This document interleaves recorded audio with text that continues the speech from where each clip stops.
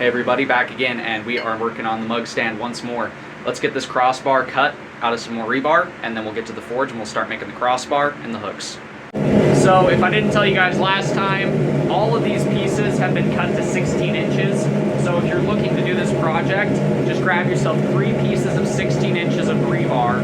Thickness doesn't matter too much. That's up to how you want it to look, as long as it's thick enough to, you know, not snap and be super thin by the time you're done shaping it. Like I said, 3 cuts at 16 inches. If you want to replicate this at home, you can use round bar, you can use square bar, it doesn't matter. I'm just showing you guys the way that I'm doing this as a very simple, just bends and scrolls kind of way to make a coffee mug stand. This one's actually going to be for my sister. Hopefully she has it before she sees this video so it doesn't spoil it for her. But she asked me for this for Christmas, and I just didn't have time to make it up until now, so I'm finishing this up for her.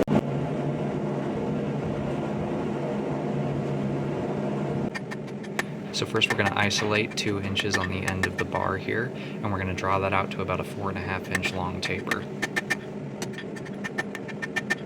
The reason I like to isolate it before I taper it is twofold. That way I can get the thickness I'm looking for exact at the end of the taper where it goes into the bar. This will be important later, as well as just make sure that everything forges out cleanly. That way I don't leave any areas that are lumpy or odd.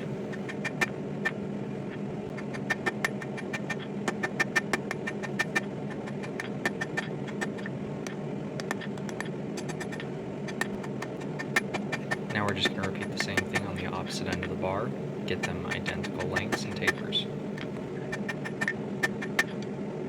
So if you're wondering what these tapers are going to be for, these are actually going to be how we attach our legs that we made in the last video. If you haven't seen it already, the last long form video on the channel will show you guys how I made the legs for this project that this bar is going to attach into.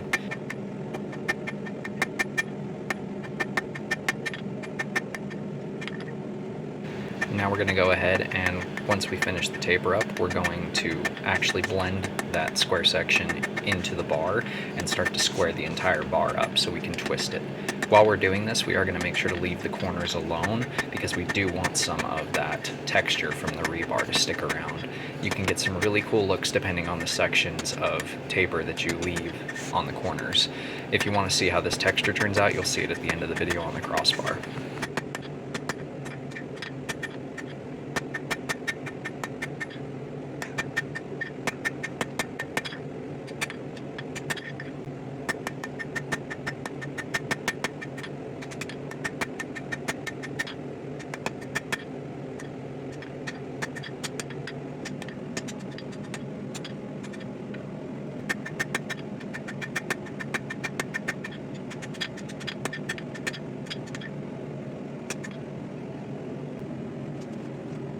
So now we're going to throw it in the vise, 6 inches from the end of each side, and 1 inch from the center. We're going to twist it on both sides. We're going to twist it in opposite directions so we get a slight reverse twist in the center. And of course, we'll take it over to the log to get any bends or wobbles out of it. Make sure that you don't break your mallet like I did. Now we're going to put 2 90-degree bends in each side of this. The first one's going to be 1 inch away from the end of the twist, and then 2 inches down from that first bend. We're going to make our second bend going in the opposite direction. This is going to provide some extra height off of the base in order to have some more room for bigger mugs, as well as leave that taper sticking out. That way we can attach it to our pieces. One thing that is important to take note of is making sure that these are both even so your bar doesn't end up lopsided. Don't be afraid to go back and forth and kind of tune them up until they're nice and uniform. Now comes the trickiest part of the whole build. We're going to go ahead and stick our leg from the last video in the vise and give these tapers a bend up and then back around and all the way looped around the top of the eye on these legs. This is going to be how they're attached to the crossbar here. It's going to keep them from, moving too much or breaking free or sliding around when we have the weight of the mugs on there.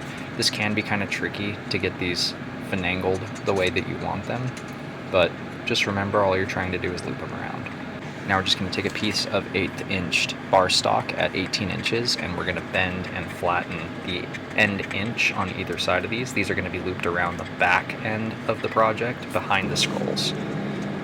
And for making the hooks, you can make regular S hooks out of just bar stock, but I actually chose to use peg hooks, so that way that little extra peg on the side actually retains the mug handle and keeps it from swinging and clanking against the other mugs.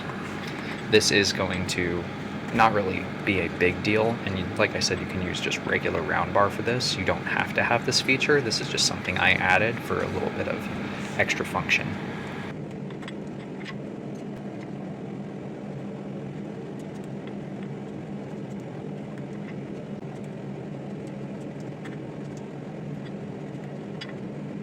So we're back from the forge, and we've got all of our forging done. We've got our backer bar here to keep it from swinging out. We've got some S hooks with these little catches for the mug handles to hold the mugs in place, so that way they don't swing around or fall off. And yeah, big heavy iron loops. All that's left to do is wire brush this so we can get a good look at it. So I will get the wire brushing done off camera, and then I'll be back to you guys once the wire brushing is done, and we will take a look at it up close. So we've got it all wire brushed up, nice and clean, nice and shiny and pretty, and it is ready to hang some mugs. So this is going to be capable of holding 3. I'm giving her 4 clips just so that way she has a spare because she has kiddos. But yeah, let's go throw some mugs on this inside and see how it looks inside and in some kitchen lighting.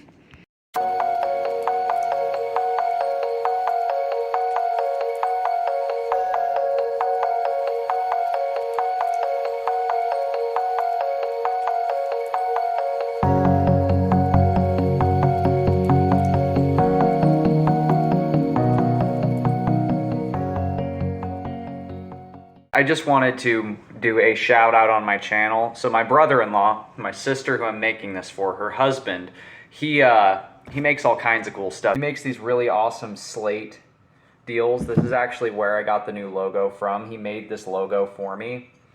He does them in wood, he does them in slate, all kinds of stuff. If you're looking for custom shirts, all kinds of stuff, check out 466 Customs. He makes all kinds of crazy stuff and he's really good at it.